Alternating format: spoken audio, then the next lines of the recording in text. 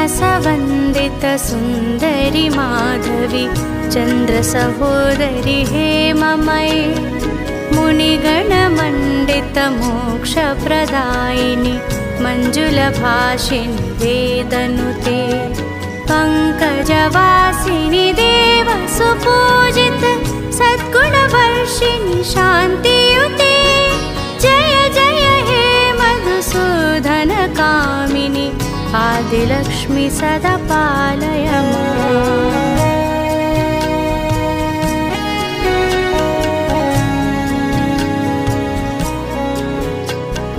अहि कलिकल्मषनाशिनि कामिनि वैदिकरूपिणि वेदमयी क्षीरसमुद्भव मङ्गलरूपिणि मन्त्रनिवासिनि मन्त्रनुते मङ्गलदायिनि अम्बुजवासिनि देवगणाश्रित पादयुते जय जय हे मधुसूदन कामिनि धान्यलक्ष्मि सदा पालय माम्।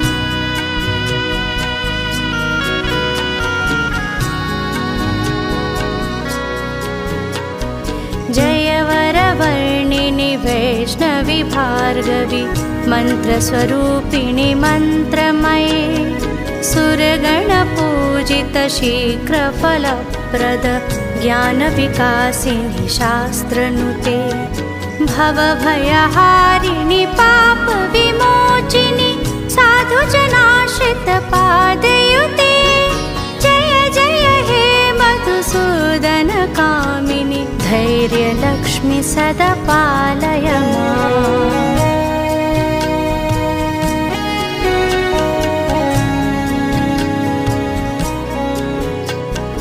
जय जय दुर्गतिनाशिनि कामिनि सर्वफलप्रद शास्त्रमये रथगजतुरगपदाति समावृत परिजनमण्डित लोकनुते हरिहर ब्रह्म सुपूजित सेवित तापनिवारिणि पादयुते जय जय हे मधुसूदन कामिनि गजलक्ष्मी रूपेण पालय माम्।